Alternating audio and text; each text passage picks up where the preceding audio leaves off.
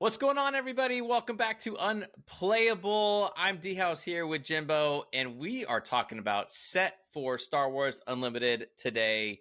Jim, can you believe we haven't even talked about these new cards, and it's like 2 months away? I know. It feels like we're like late in the game when it comes to what is set for bringing to the table, but there's not a lot out yet, and so I'm excited to kind of see what's going on, see like the initial just takes of set 4, what some of the mechanics are going to be, and just start dreaming about it. So I'm still like loving set 3, having a lot of fun with it, but also love getting new Star Wars. Heck yeah. So unfortunately we don't have the other guys, but we don't want to wait because we know the spoiler season has begun and we're going to be drinking through a fire hose. So we're just diving on in. How often have you drank in a fire hose, David? Many times. Okay, yeah, just asking. All good. All right, speaking of I don't know how to transition that. Speaking of fire hoses, let's talk about Han Solo. All right, let's talk briefly. If you are not following spoilers, there's a new mechanic called piloting coming in this set where basically leaders and some units can potentially, not all leaders, but the ones that say it on their epic action can deploy not in the ground arena, but as a pilot onto a vehicle, not necessarily just space. It can be a ground vehicle. Keep that in mind. But that's sort of the shtick. That's the fun stuff. So we got to kick it off with the leaders, figure out what we're working with. We've got Han Solo. He's a yellow hero. He's got an action to exhaust, reveal the top card of your deck, then attack with a unit. If the revealed card and that unit have different odd costs, that unit gets +1/+0 for this attack. Get it? His subtitle is Never Tell Me the Odds. Oh. Yeah. I get it now. So it's an odd costed deck. No doubt. Because you don't tell him the odds. All right. Now, that's great. His epic action, we have to read the epic action because it is different. It's if you control 5 or more resources, choose one. Deploy the leader, which he deploys into a very basic 3/7.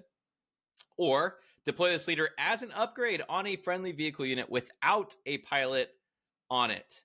So he flips, and if you deploy him as a pilot, it says in his text box, attached unit is a leader unit, which does matter because you can't if you put Han Solo on the Falcon and they tried to waylay your Falcon to get rid of Han Solo, they couldn't do that, because it's waylay's non-leader unit. And when deployed as an upgrade for each friendly unit or upgrade that has an odd cost, ready a resource. What do you think, Jimbo? Ooh, this is fun. I like that Han Solo kind of consistently has this resource management thing to him. It's kind of like, how do we cheat out some resources and make that happen? And so first off, an odd cost deck, very fun, like theme to deck building. I always love it when they give you a puzzle and say, try to crack the code with it. I did that with Chancellor Palpatine for set 3. And we already have one for Han Solo in set 4 for see how many odd cost cards can you put in that deck, and also does it need to be all odd cost cards?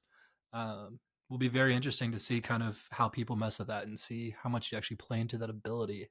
I think for the like leader action itself, there's a lot going on there. So it says reveal top card, attack with the unit, and it's +1/0 if both of them are odd and different.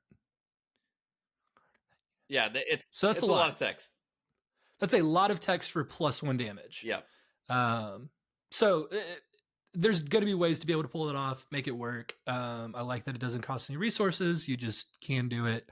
And this is one of the first leaders I feel like that its actual deploy or like on attack ability on the unit side is pretty different from its leader side. Most of them kind of have like up in the ante, like Quinlan, for example, it's like, okay, you can do it once with the ping of damage, but on Quinlan's side, it's just you can keep pinging damage and it kind of ups the ante a little bit for it. So yeah, there's a lot here. So let just putting a scenario in there. You play Cartel Turncoat, turn 1. It's a 1 cost yellow hero. Turn 2, your first thing to do, you exhaust to attack with the Cartel Turncoat. You're gonna get the 2 damage through no matter what. The question is, do you want you reveal I don't know, maybe you reveal a waylay and it's a 3, then all of a sudden that cartel turncoats hitting for 3 is basically the concept. Mm-hmm. So there, it's a little. I don't know. It feels very much like Ventress from set 3, where it's like, yeah, if you play an event, you get +1. Might not hit every single round, but at least with this ability, you do get to attack regardless. Like, it's not a total miss of an action. Yeah. Now, well, now I gotta say, when on Han's flip though, this is reminiscent, not the same, but reminiscent of set 1 Boba stuff, because Han Solo himself is an upgrade with an odd cost.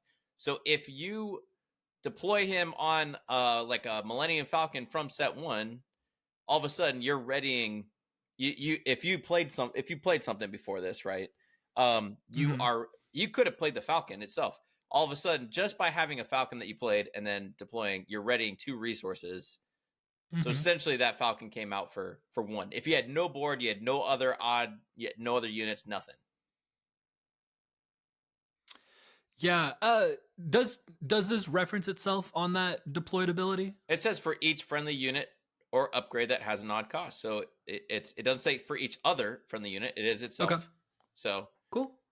Yeah, and that's where the Boba Fett flip turn, you were trying to use 8 resources of stuff on that. And in theory, you could use 10 resources on this Han Solo card. You have to do a lot to make that happen. A lot of 1 costs are probably out on the board. I like that upgrades are on there too. Initially, like when I saw this set and trying to deploy onto a space unit, I'm like, man, Shrouded Intention seems really cool.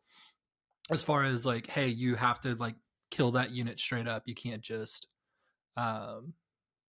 take it down or something. And so the fact that card also would allow you to ready a resource too, I'm like, interesting. Maybe we can really make that Falcon do some work. So yeah, this card's cool. I could see it a very fast early game, like yellow red deck or like space heavy deck.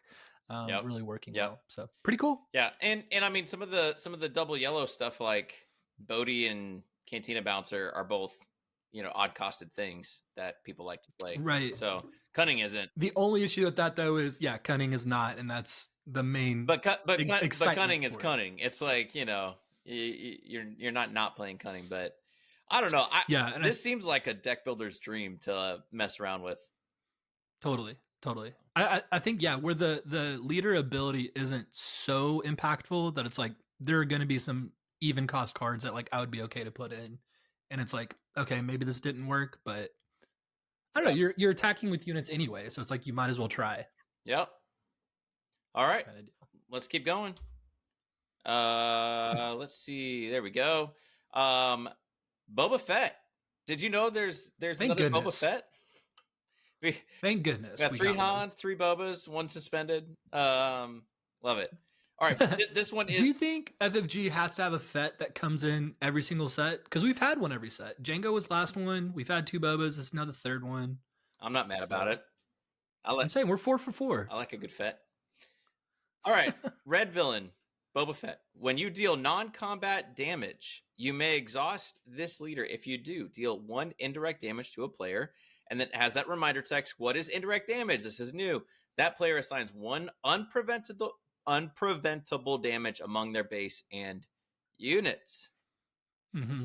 Pretty crazy. So let's wait to reflect on that until we read the whole thing. So then we got flip at 6 into 4/7, which is funny because set 1 Boba was flip on 5 into 4/7 for a basic unit, or deploys a leader as an upgrade on a friendly vehicle unit without a pilot on it, and then it gets a +4/+4 buff.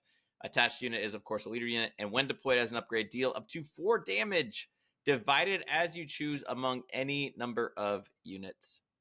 And he's Underworld, Bounty Hunter, Pilot. Yeah. Indirect damage can be interesting. I know. Just looking at the deal 4 damage as you want, we'll start there, and then we can talk about indirect damage and what our thoughts are on it. But on the 6 flip turn, I feel like you're at least killing something in maybe 2 units. If there's a lot of ping damage kind of cards that you want to play around, you could. We've seen a little bit of that with like Mace Windu in this set, trying to do some damage and then ping from there. So it's been a little bit harder to pull off, but we'll see just how that works. Yeah, 4 damage on the flip as an upgrade. Pretty cool. Yeah. Yeah. Do you have any other thoughts on the unit itself before we go into the indirect? I mean, it's pretty.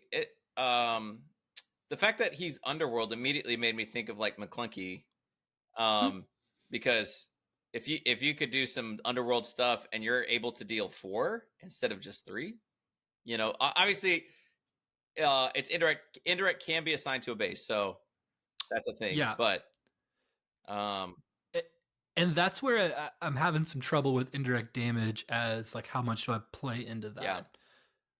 If it's just like extra damage that you're just excited to have, great. But if you're like sacrificing quite a bit just to deal indirect damage, like if I was playing like a 2/2 like 2-cost unit, but can deal indirect damage on, like I'm like, it's not worth it to me probably. Because with the opponent getting to choose, they're always going to choose the thing that you don't want, essentially. Right. And so if you're super aggressive, they're going to put it into their units. If you're a little bit more control, they're just going to put the damage to their base and not think twice about it.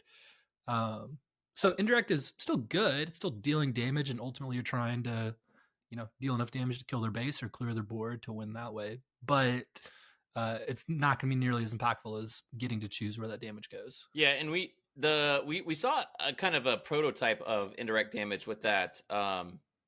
Is it Gray Squadron Y-Wing from set 2? It's like the 2-cost 1/3 that attacks and does it.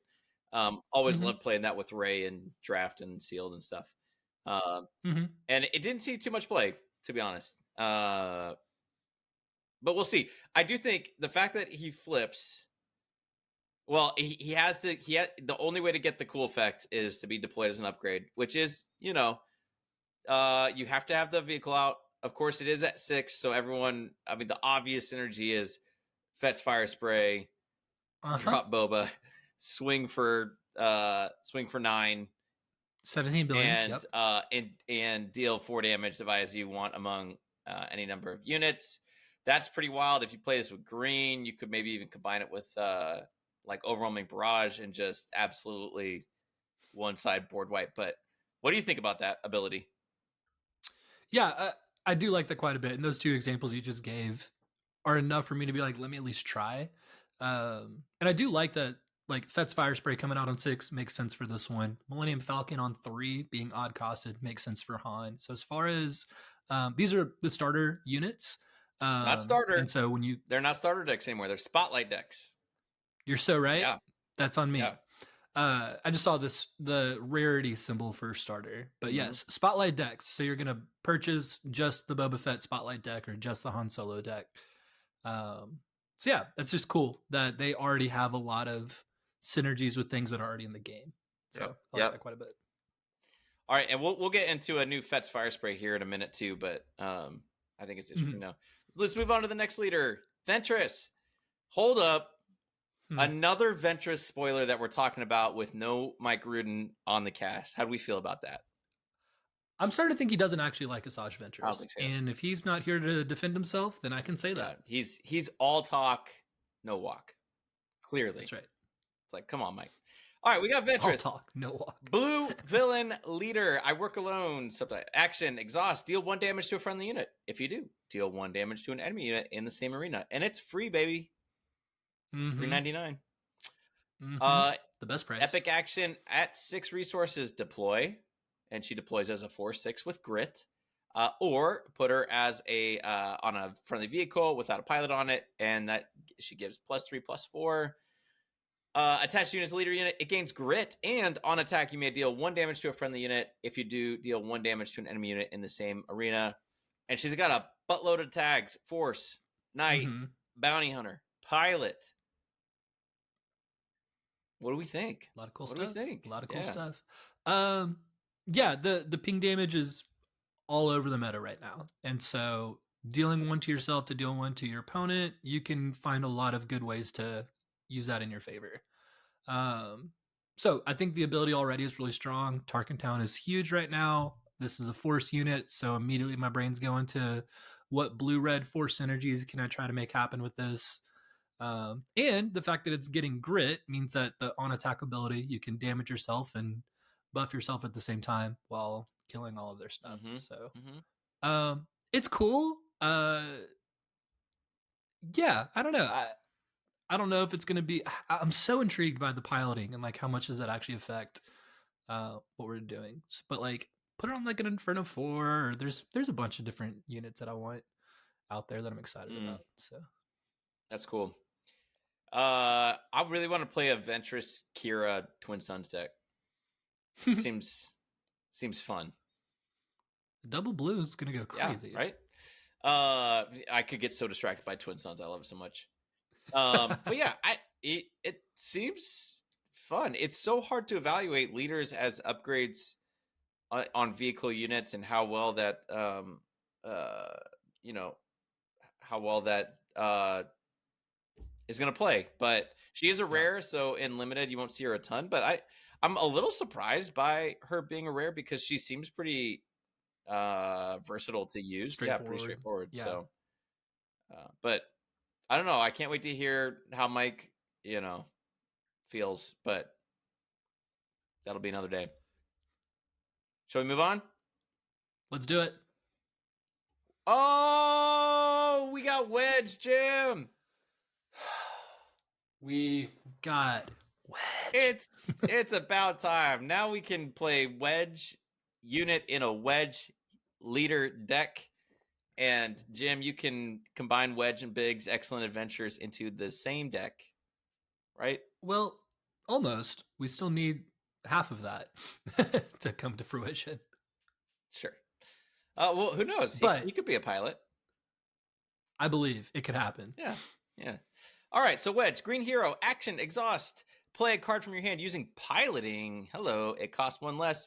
We're going to see some units here soon that actually can be played as a unit or as a pilot. So Wedge is dropping your pilots a little bit cheaper.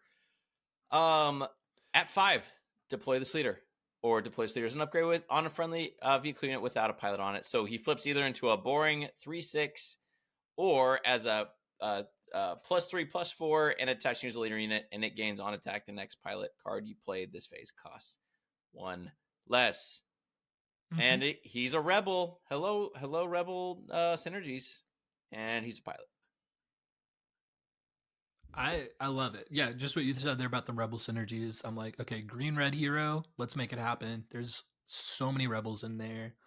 Yeah, we'll just see kind of what comes out with this set. But I'm glad to see rebels are back in some facet. A little bit scared about Sabine, but outside of that, yeah, you already know both of us are about to be running those Wedge decks and ambushing everything and making people cry. Dude, it is time. 100%. This seems fun. I mean, playing stuff for cheaper is always good. I mean, Han 2 had his day. Han 1 isn't playing things cheaper. It's just ramping a little bit faster. Seems pretty fun to me. It always lets you just play the game on a different axis. And so if you have that ability, there's going to be something you can find that's going to feel like overpowered in some facets. So I'm pretty sure somebody will find a way to make Wedge pretty good. Yep. I'll say it. Yep. All right. Let's keep going. All right, we're done with our leader units revealed so far. Now we got the good stuff. Millennium Falcon. Guys, we got a new Falcon. Just hero, so you can play it in all your hero decks. It's a 3-cost, 3/4 rebel vehicle transport. You may play or deploy 1 additional pilot on this unit, and this unit gets +1, +0 for each pilot on it. So we can, put Han and assuming Chewie here in a minute on the Millennium Falcon and feel like Star Wars. Yeah. This is so thematic and just makes me excited for making it feel like you're in the Star Wars world and not just playing cards with their pictures on it.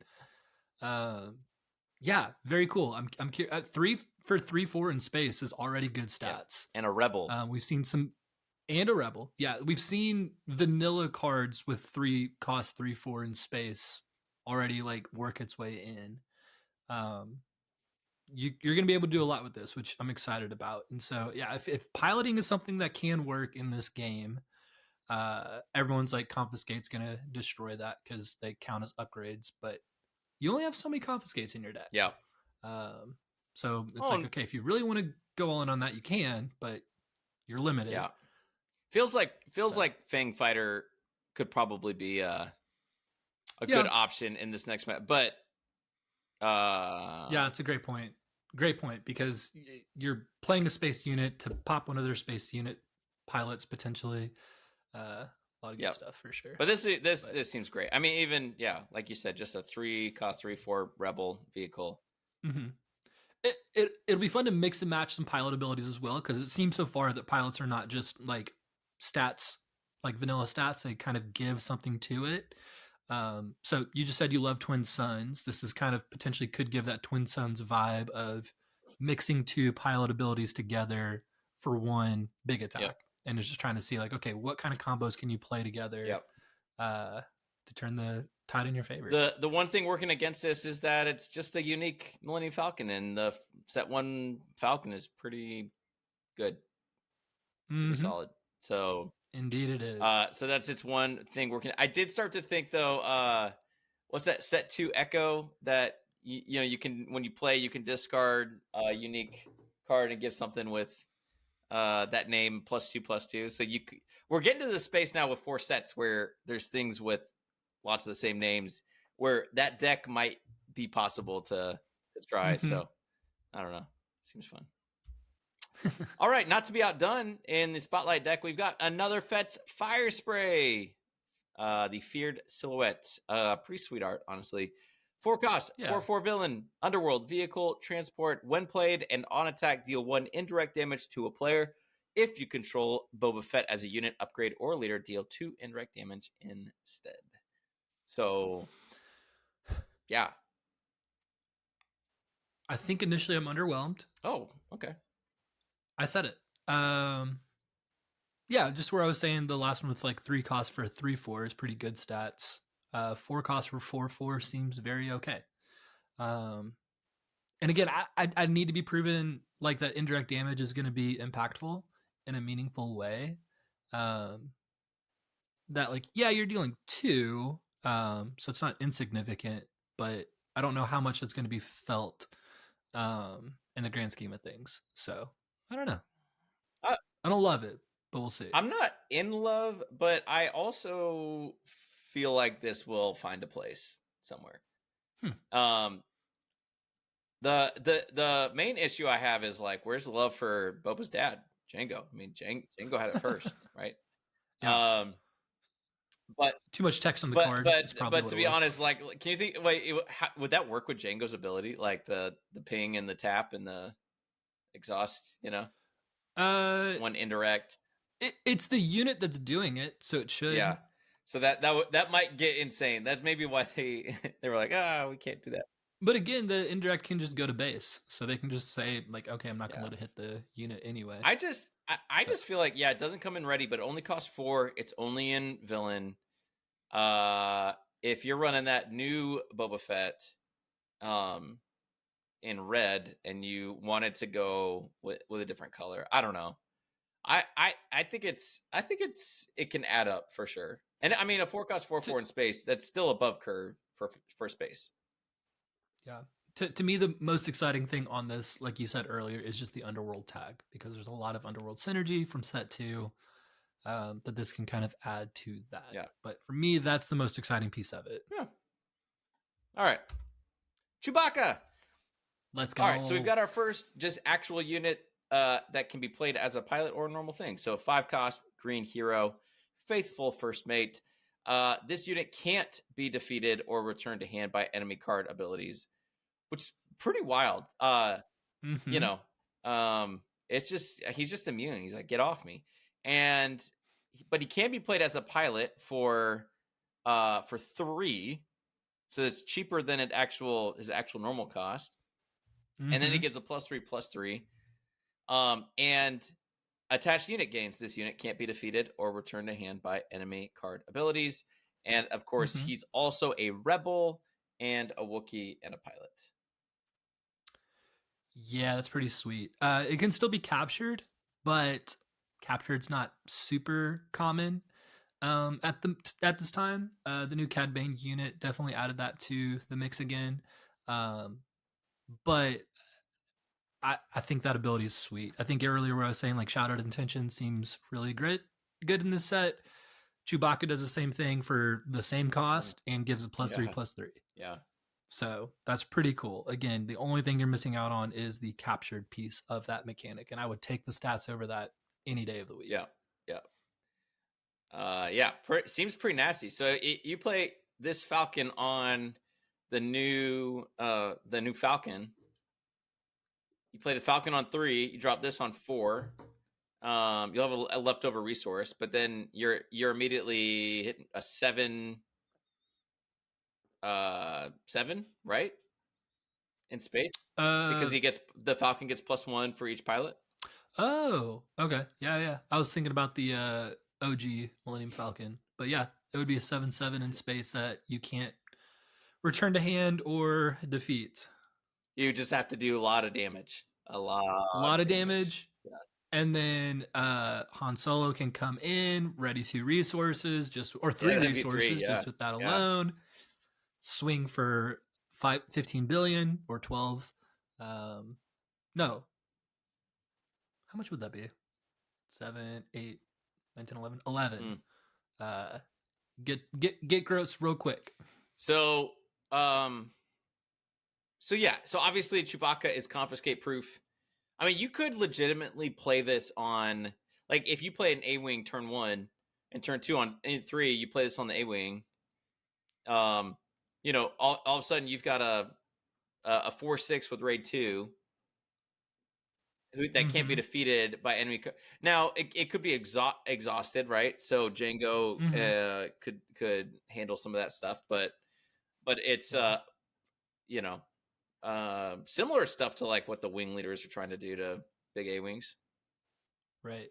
And I think you said it's confiscate proof. It's not like the upgrade is still, you can still confiscate the upgrade, but you couldn't do it like kill the whole ship. Attached unit gains just can't be defeated or returned to hand. Oh yeah, you're right. Okay. So the ship would still be, or the vehicle would still be the unit. This would be the upgrade to the unit. You're right. Okay. Well, there you go.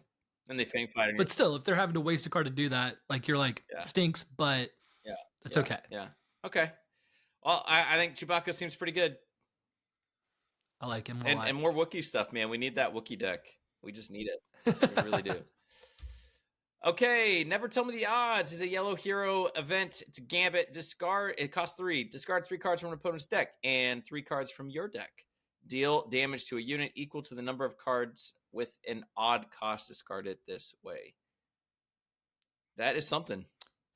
It is indeed. So we've got our first, obvious mill card of the set. See, you say mill, I say recursion potential. So what do you mean? Just you're discarding cards, but I think this is. It seems like the showcase series for this is going to be yellow green hero, and green hero has a lot of ways to bring cards back from your discard pile. Yeah, sure. And so it's just kind of hey, you can deal damage for 3, which is going to be pretty solid if you're playing this in Han Solo.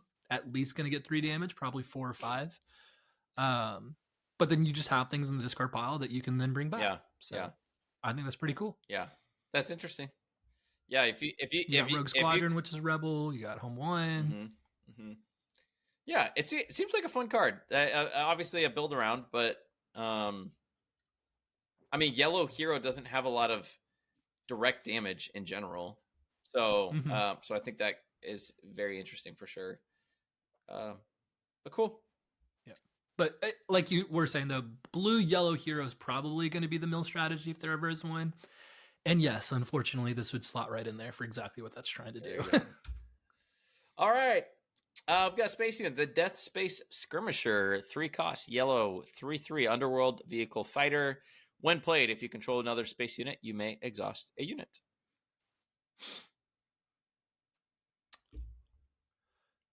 Fine. Seems fine. Yep. Yeah. The Cartel Space, is that the 2 cost 2/3 one? Cartel Space that one. If you can, where you can like exhaust a 4 Yeah. cost or 4 cost or less. Does see a lot of play, but that's because it's also like a turn 1 unit that has fine stats, so you're fine to play. So 3/3/3 isn't amazing, but can do enough. Again, it is Underworld, so we're excited about that.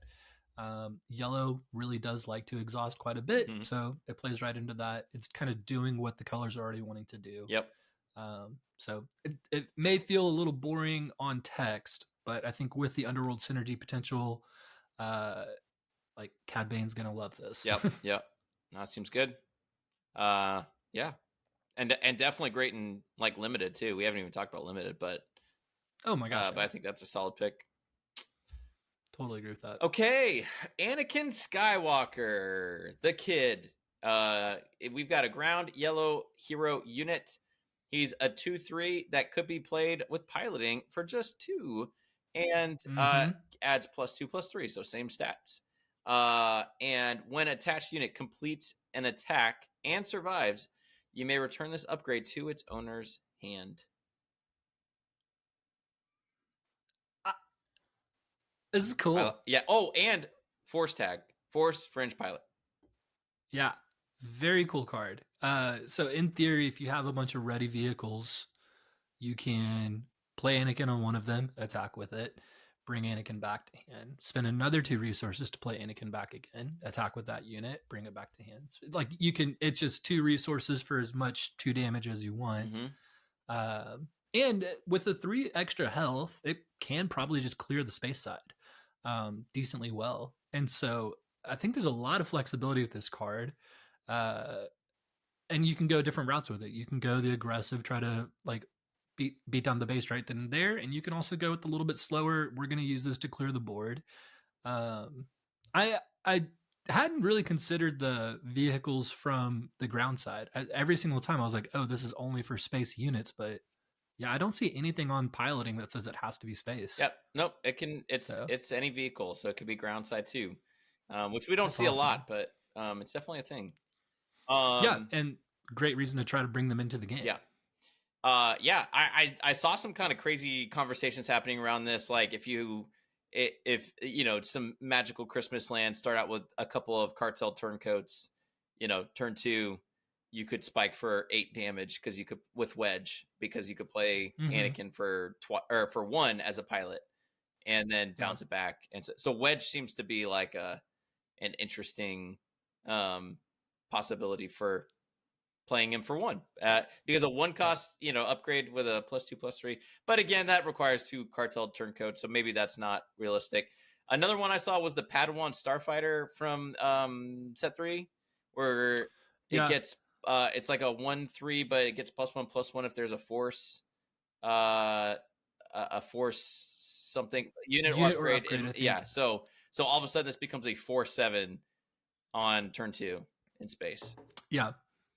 Which very, very cool card. And again, this is another cheap upgrade that, again, if they're using Confiscate to get rid of this, you're kind of okay with it. Yep. So it can do a lot if left to just do its own thing, but if they allow it to go crazy, you're so happy.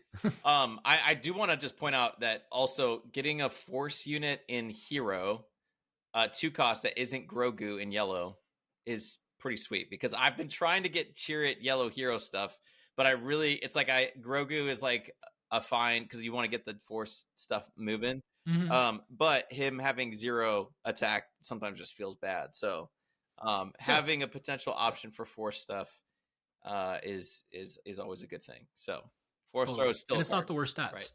Play it on turn 1 as a 2/3. You're not thrilled, but you can do it. Yep. All right. Bosk. Got another Bosk, everybody. Very 4 cost, yellow villain, 4/4, Underworld bounty hunter pilot. On attack, exhaust the defender and deal 1 damage to it if it's a unit. So kind of boring unit side, whatever, but can be played as a pilot instead for 2. Attached unit gains on attack, exhaust the defender, and deal 1 damage to it if it's a unit, and it gives +2/+2. This guy's killing all the shields is why you like the deal 1 damage to the unit part of it. So like village protectors are sad. A lot of things are trying to be protected with shields. And this card allows you to just get around that. And so decent stats. The 2-cost piloting ability is pretty solid. I'm like, if you just had an upgrade on a card that said that, I'd be excited to play it. So I like the flexibility that pilot brings, and it seems like they're not hitting the stats of the units too badly for it to still be pretty good. So four costs for 4/4 seems a little bit expensive. Yeah. So I'm much more likely to play this on the piloting side, but I'm still fine with that ability over there too. Yeah, I'm a little underwhelmed by this, but because I just don't think we see a lot of those effects of like trying to attack and exhaust the defender. Because most of the time you're like, I want to kill the defender, I don't want to exhaust. But it does have that ability where like the Sabine thing, where sometimes if it's like a Greedo or something, like you can kill the Greedo before actually taking 3 damage back. So because it's on attack. So all right. Hunting Aggressor. Jim, do you know whose ship this is? I'm gonna take a guess. No, I think I'm wrong. Never mind. I was gonna guess Iden, but I don't think that's correct. You were in the right alphabet with the I, but it's IG88. Is it IG? Yeah. IG88. So back when I played X-Wing, there was you could run 2 of these guys and different versions of IG88, and the list was called Brobots instead of robots. And it was a great time. Awesome. It was a lot of fun. I have a lot of memories with these Brobots. Okay, 4 costs, just red in space.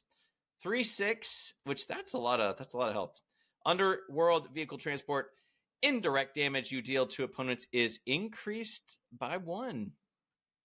It's like, hello, Boba Fett. Yeah, that's pretty cool to me. Speaking of Magic Christmas Land, you get 3 of these out there, and now each indirect damage is dealing an additional 3. So it's not. I don't think it would be like if the thing would normally do 2 indirect damage. I don't think it's now it does 6 or 8. I guess I think it's just doing the total plus 3. But yeah, that's awesome. Yeah. 3/6 for 4 is good. Yeah, I agree. And I was thinking about Young Han putting this out at 3 as a 3/4. I mean, 3 is for 3/4 in space is generally accepted as a good thing. So if there's some good hero stuff with indirect, that could be fun. But yeah. And 2 things that you're wanting to pilot, you probably are more excited for it to have more health. Because it's more likely to stay alive. And so this is not red villain. It is just red. And so you can play it in hero, you can play it in villain. Just having a ship that has that much health is something that I'm at least going to be excited about to test. Because they're just more likely to stay alive with that leader or piloted unit on it. No doubt. All right. We've got the Zygerian Starhopper, 2 cost, yellow villain space unit. It's a 2/3 Underworld vehicle fight. We got lots of Underworld today. A lot of Underworld. When defeated, deal 2 indirect damage to a player. That's it. Yeah. It's okay. I like it in CAD. I like it for Underworld synergies. We'll see how good indirect damage is. Is there some exploit potential here? I mean, always, yeah. I still don't think the when defeated is enough for me to be like, oh yeah, that's what I want to be putting in my exploit deck. Well, I was just thinking about this with like Dooku unit.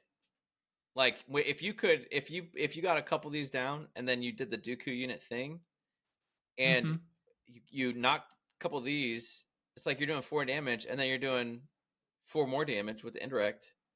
Get kind of crazy, but. Maybe that's, again, maybe I'm just dreaming here, but whenever I see when defeated, I'm like, oh, is there exploit potential here? Because... Yeah. I think this is going to be a card that you would consider in an aggressive list. I mean, with Tarkin Town, it's good because if they choose to not take it to the face, then you can Tarkin Town that unit that they just dealt damage to. Yep. And so, 2 in space for 2... It's not the Green Squadron A-Wing that we've all come to love. I could see this possibly replacing Cartel Spacer in some yellow villain decks. That's fair. That's fair. That's an iffy one for me. Okay. I don't know. We got to see what indirect damage does. At least for my first impressions, though, I'm not super impressed by indirect damage, but hopefully I'm wrong. All right. Does it change if you have the hunting aggressor out there and then when defeated, this is dealing 3? No, but it could. Okay. We'll see. All right. Here's a fun one. No disintegrations. It's a red villain event. Deal damage to a non-leader unit equal to 1 less than its remaining HP. Math. Yes. I think this is a cool card. I don't know if it's good. Okay. I think it's cool. It's cool because there's lots of ways to kind of take out that last little HP, right?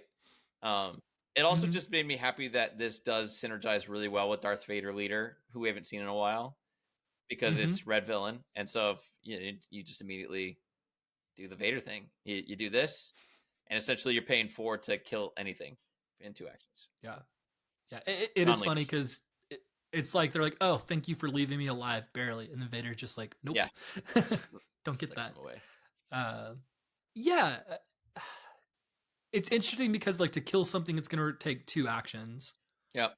But you're always pairing this with something like that, where it's like you get to kill him right afterwards. Yep. Overwhelming Barrage, you're very excited to kind of sync up with this as well.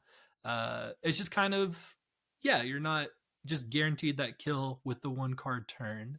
So you have to get a little creative with making that happen. So I don't know. Sometimes like the more hoops you have to jump through, the harder it is.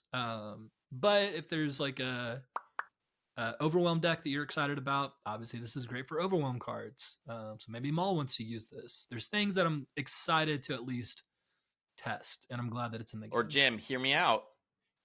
Talk to me. Do it to your own grit units and go nuts. Right? That's yes. Yeah. You're basically saying we're going to max out the attack on this thing. Here we go. Do like a super upgrade heavy unit with grit and then to the moon. Okay. I'm not against that as like a finisher potential. Let's go Krennic red. So you do with grit. So you just go all blue red villain, grit stuff. And you get the buff from Krennic, you get the grit, and you just, go nuts. Right? I like it. Right. Are you putting bravado in that deck as well? Obviously. To just do it all in one. Okay. Why not? It's beautiful. Yeah. I like that almost more than doing it to kill a unit, but I like the flexibility to get to do both. All right. Ventress gives grit to a space unit when she deploys. So you get Ventress out there, you give it the buff, you play no disintegrations on your giant mega space unit. Then correct. Attack with it and then kill it because it only has 1 health left. And then I'm teasing. I don't know. Seems fun. All right. I like it. We've got Allegiant General Pride, 2-cost red villain ground unit, a 2/3 first order official. When indirect damage is dealt to a unit, you may defeat a non-unique upgrade on it. Okay. On attack, if you have the initiative, deal 2 indirect damage to a player. Here's your indirect build around, I guess. Turn 1. Round. It is because it's asking them to put this to face every single time. And so you want to play this in a deck where you have a lot of indirect damage that you're trying to kill them as quickly as possible. I don't know how much the non-unique upgrade thing is going to matter. Like shields would have to come back into play by quite a bit, I think, because indirect damage goes through shields. So they would keep their shield, but they still take the damage. Best I can tell. Yeah, I mean it's also like experience tokens. Right. I was saying like the a lot of people are gonna like would want to have their like things protected, and therefore because indirect damage is unpreventable, so the shield can't prevent the damage, so it stays on. You at least get to take that off and go crazy. But yeah, the experience too. There's plenty of upgrades that aren't unique. Yeah. Well, the funny thing is, you could do this to one of your units with a bounty on it if they deal indirect damage to you. when indirect damage is dealt to. That's funny. I don't think it'll come up Yeah, I much, was like, I don't but know. when that Yeah. boss player is doing indirect damage to you and you're like, cool, let me go ahead and remove that. Yep. That's awesome. That's amazing. It's good. This feels like a pretty strong start in a limited deck. If there's a bunch of indirect. You and your limited. Dude, all I want it. to do is draft every day, so. I hear you.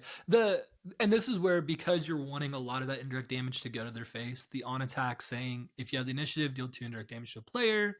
It may not always come into play, but you're just asking them to make some weird decisions just to avoid the damage. So I like a card like this. I don't think it's necessarily going to like dominate the meta, but there's enough pieces here to try to make indirect happen, which is cool. Agreed. Tandem Assault. It's a 1-cost green event. Attack with a space unit. If you do, attack with a ground unit, and that ground unit gets +2/+0 for this attack. So, a little bit of like some burst from green. I mean, yellow usually gets the burst with Surprise Strike and breaking in, and it's nice that green has a little bit of access to that isn't Rebel Assault. This is just green. Yeah, I mean, this essentially with the total amount of damage you're doing, it is Rebel Assault, which is good. And so, it rather than them being rebels, it's you have 1 ground and 1 space. But that's all play. And so, just being able to attack with 2 units and get a little buff for doing that is going to be pretty solid. And the artwork on this is so sick. I need that on a playmat ASAP. Holy cow! I want that on a playmat. Like there is part of me. I feel like the Sabine decks.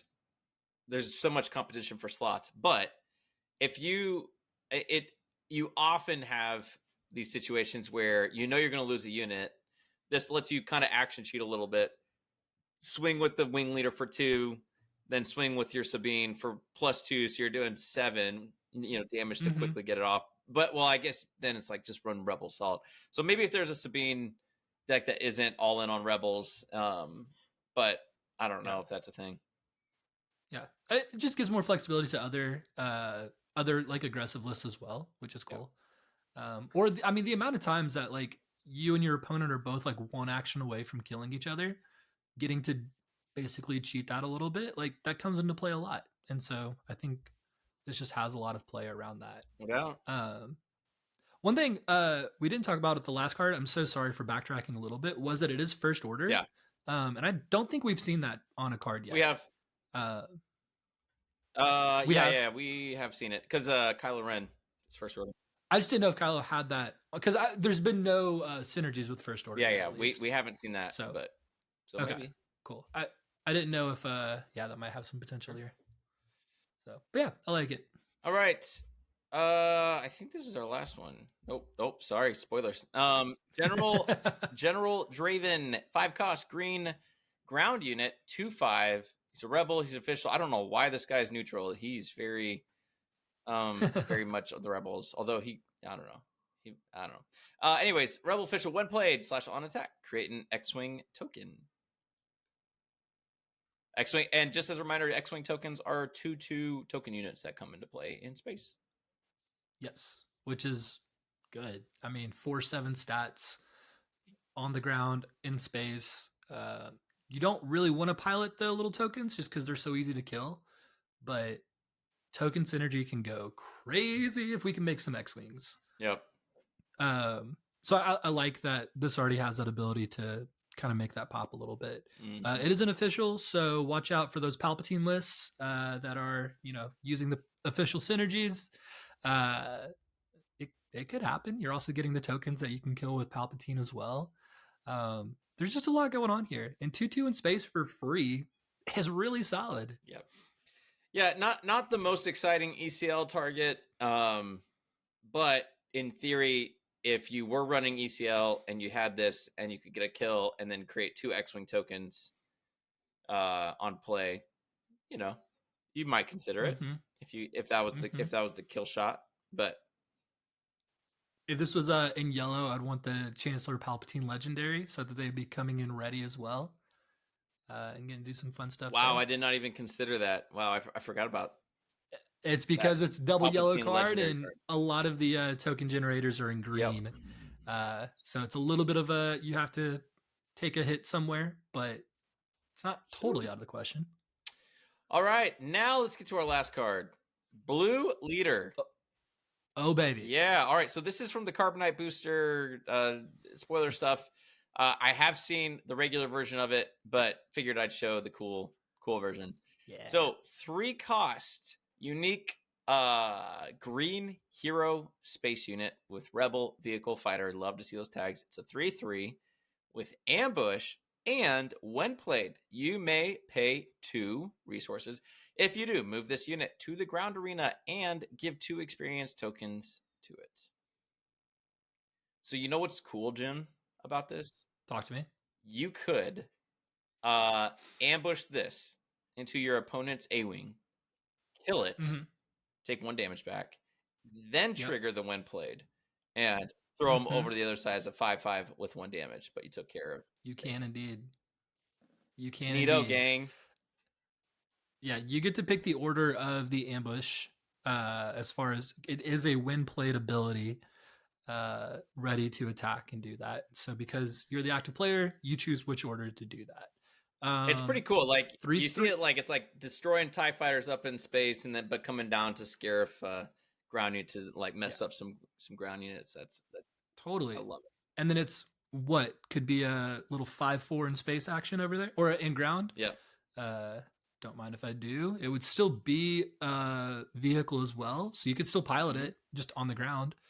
Yeah, there's a lot there, and you don't have to spend the extra 2. It's just if you have the resources to do it and you value that side, you just have more choices.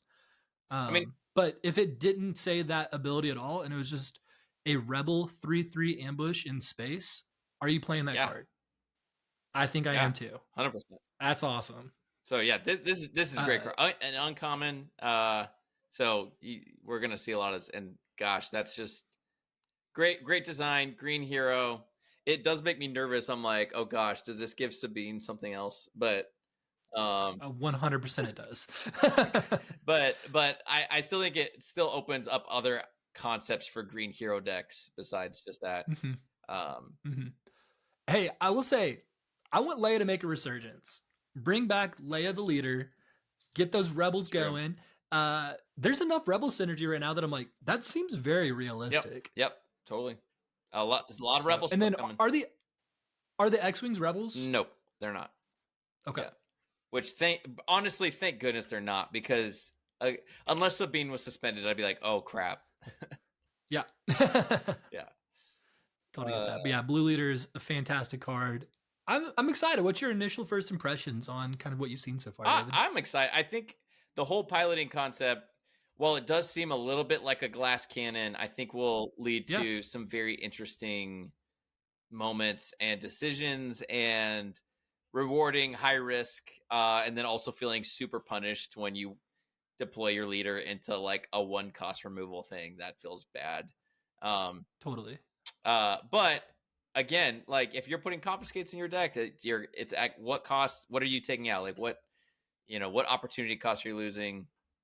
I think we're gonna see some like initial like heavy upgrade hate, and then people are gonna scale away from pilots, and then maybe they'll come back because people have gotten away from their upgrade hate because pilots were, I think it'll be an interesting flow.